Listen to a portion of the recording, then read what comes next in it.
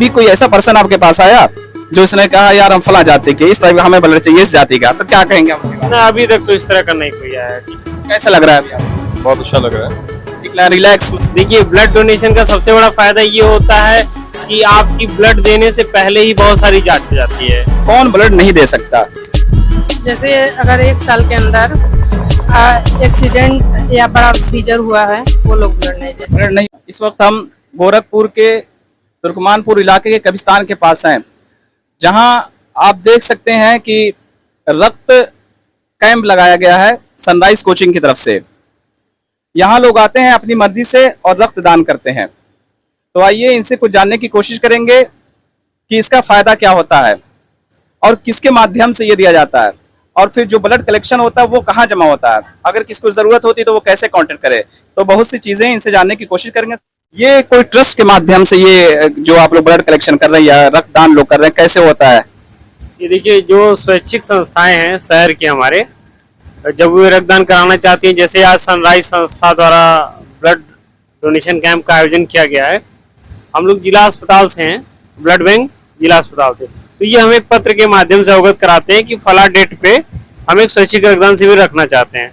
उस डेट पे हम इनके बताए हुए जगह पे आते हैं अपनी पूरी टीम को लेके और ब्लड डोनेशन कराते हैं। ठीक है, ब्लड डोनेशन के बाद ये ब्लड जिला चिकित्सालय गोरखपुर के रक्त कोष में रखा जाता है। सर ब्लड दे कौन सकता है, मतलब क्या उसके लिए कोई कैटेगरी होनी चाहिए? ब्लड कौन देगा, क्या है? देखिए, एक स्वस्थ आदमी ब्लड दे सकता है। उसकी जो क्राइटेरिया बनाई गई है वो है 18 साल से ऊपर का व्यक्ति और 65 साल से कम का व्यक्ति दे सकता है। ऐसा व्यक्ति जिसका वजन 45 किलो से ऊपर हो वो ब्लड दे सकता है। उसके बाद हमारे कुछ मेडिकल एग्जामिन होते हैं, जैसे हम उसका ब्लड ग्रुप चेक करते हैं, उसका हीमोग्लोबिन चेक किया जाता है, उसका बीपी चेक किया जाता है और उसकी हिस्ट्री ली जाती है कि। अच्छा मैम, एक चीज और आपसे पूछना चाहते हैं, कौन ब्लड नहीं दे सकता? जैसे अगर 1 साल के अंदर एक्सीडेंट या बड़ा सीजर हुआ है, वो लोग ब्लड नहीं दे सकते। ब्लड नहीं दे सकते, मतलब किसका ब्लड लिया नहीं जा सकता? मतलब वो आया देने के लिए, वो जांच करने के बाद क्या पता चलता है कि ब्लड उनका नहीं लिया? हीमोग्लोबिन 12.5 से कम है तो उनका ब्लड नहीं लिया जाता। अगर किसी को कोई बीमारी हो, बीमारी में नहीं लिया जाता है, जैसे बीमारी में लिया, B, hepatitis C, HIV, malaria, मतलब हो, उन लोगों का ब्लड नहीं लिया जाता। क्या फायदे होते हैं सर? ये एक बड़ा फायदा है। अच्छा सर, एक मिनट, आपको कोई दिक्कत ब्लड दिया कोई? नहीं, मैंने इससे पहले भी कई बार ब्लड दे चुका है, इससे कोई दिक्कत नहीं होती है। कैसा लग रहा है अभी आपको? बहुत अच्छा लग रहा है। रिलैक्स, मतलब ऐसा रिलैक्स है? रिलैक्स फील हो रहा है सर। इससे पहले आपने कब दिया था? इससे पहले मैंने 1 साल भर पहले दिया था और साल भर? तीसरा टाइम है। तीसरा टाइम है जी। और क्या लोगों को आप सजेस्ट करना चाहेंगे? जो भी लोग युवा हैं, स्वस्थ हैं, वो जरूर ब्लड डोनेट करें। तो सर एक चीज और आप ये बताइए कि मतलब टाइम ड्यूरेशन क्या रहता है, कितने दिनों में कितनी बार ब्लड दिया जा सकता है?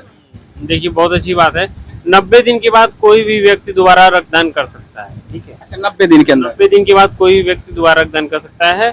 90 दिन से पहले नहीं करना चाहिए। ठीक है, क्योंकि फिर उसकी शरीर उस लायक हो जाती है कि वो 1 यूनिट ब्लड डोनेट कर सके। कोई ऐसा पर्सन आता है मैम आपके वहाँ जो उसको ब्लड चाहिए जिस ग्रुप का, वो मिल नहीं रहा है, तो आप लोग क्या कहते हैं, अरेंज करके देती हैं या उसको वापस कर देती है? नहीं, अगर नहीं रहता है तो हम लोग उस ग्रुप के डोनर को बुलाते हैं और डोनेशन करा के 2 दिन बाद उपलब्ध कराते हैं, क्योंकि हमारा ब्लड नेट टेस्टिंग के लिए जाता है और नेट टेस्टिंग की रिपोर्ट अगले दिन आती है शाम तक। तो सर कभी ऐसा नहीं ना होता कि मतलब जिसने ब्लड दिया, क्योंकि आपने इसका नाम दर्ज कर लिया, और ऐसा नहीं कि उसके अलावा अगर कोई ऐसा ब्लड की जरूरत है तो उनको दिया जाता है, या कहा जाता नहीं जिसने डोनेट किया उसके रिलेटिव को मिल सकता है? नहीं, देखिए, नॉर्म्स तो यही है कि जिसने ब्लड डोनेट किया उसके रक्त से संबंधित कोई ब्लड दिया जाना चाहिए।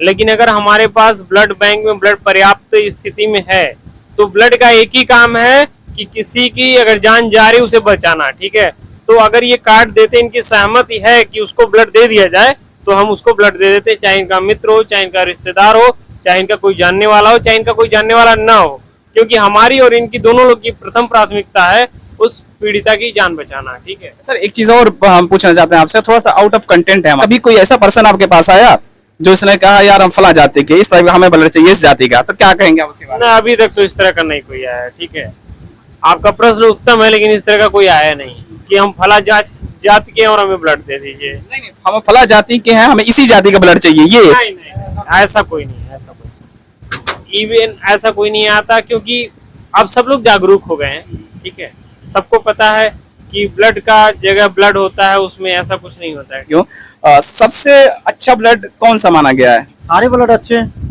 मगर हमने देखा है कि कुछ ऐसे ब्लड होते हैं कि उसको कहा गया है कि ये ब्लड जो है सबसे ले सकता है, मतलब किसी को दे नहीं सकता, ऐसे कुछ है क्या? हाँ है, लेकिन वो किताबी बात है। अच्छा, वो किताबी बात है। डॉक्टर लोग चढ़ाते हैं वही जो सेम ग्रुप का, हमेशा सेम ग्रुप का ही चढ़ता है। डिफरेंट अच्छा, जो ग्रुप पेशेंट का है वही ग्रुप चढ़ेगा। ये क्यों लगा कि इस तरह का काम आप करें? ब्लड डोनेशन सबसे पहले तो किसी की मरीज की जान बचाना, जैसे ब्लड डोनेशन से बहुत सारे फायदे होते हैं। तो इसी चीज को देखते हुए हमारी संस्था ने ये निर्णय लिया कि आज के वक्त में दूसरों की जान बचाना ये बहुत अहम है। इसलिए हम लोगों ने जो है मिलके रक्तदान शिविर का आयोजन करने का सोचा कि हर 3 महीने पे हम लोग परमानेंट रक्तदान करते रहेंगे। अच्छा सर, ये अगर कभी किसी को जरूरत पड़ जाए आपके एरिया में, आपके मोहल्ले में, तो क्या आप लोग डायरेक्ट प्रोवाइड कराते हैं या उसका कोई चार्ज लगता है? नहीं, कोई चार्ज नहीं लगता है। ब्लड बैंक में अगर अवेलेबल है और कहीं वो जाता है तो जो ब्लड बैंक का अपना जो सिस्टम होता है तो वो चार्ज लिया जाता है, बाकी अदर ऐसा कोई वो नहीं है। ये इस तरह का मैनेजमेंट पहली बार आपने किया, इससे पहले आपने किया? क्या मैम, क्या करी हैं? अगर आपका मरीज जिला अस्पताल, मेडिकल कॉलेज या किसी CSC PSC पे है तो कोई चार्ज नहीं लगता है। अगर आपका मरीज प्राइवेट में है तो 1050, वो सरकारी शुल्क है, वो दिया जाए। 1000 चार्ज?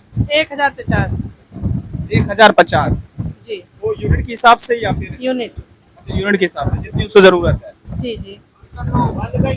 कितने दिनों से सर ये काम आप कर रहे हैं, पहली बार है या फिर? ये हम तो लगातार रक्तदान कर रहे थे काफी दिनों से, लगभग 11 बार हमारा रक्तदान हो चुका है। तो आज हम इस कैंप में 12वीं बार रक्तदान करेंगे। और जो रक्तदान शिविर का आयोजन मेरी संस्था के द्वारा किया गया है, ये आज फर्स्ट टाइम है। अच्छा, आज ये फर्स्ट टाइम है। मतलब कितने लोगों का हमने टारगेट लेकर हम जो है लगभग 9 लोगों का टारगेट लिए हैं और अभी लोग अभी आधे 1 घंटे के बाद से आना शुरू होंगे। 9 लोगों का टारगेट आप लेकर चल रहे हैं। जी, कब तक ये लोग रहेंगे? टाइमिंग तो ऐसे 4 बजे तक की है। अगर लोग नहीं आते हैं तो 2 से 2:30 के बीच में हम इसको क्लोज हो जाएगा ये। जो पेशेंट हैं या फिर जो ये सर्विस दे रहे हैं इन लोगों के लिए कोई? ये जो है बिस्किट और बाकी चीज़ों का इंतजाम है, और भी जो लोग हैं अभी नाश्ते पानी का भी इंतजाम है इन लोगों संस्था का। की तरफ से है ये? हमारे संस्था की तरफ से है इनको। और ये लोग जो सर्विस दे रहे हैं इन लोगों का कोई चार्ज है? नहीं, कोई ऐसा चार्ज नहीं है, क्योंकि ये खिदमत खल्क का काम है। इसमें तो कोई अमाउंट का कोई बंदिश नहीं है। ये खिदमत खल्क का काम ये लोग भी कर रहे हैं, हम लोग भी। आपका ट्रस्ट का क्या नाम है? Sunrise educational and welfare association.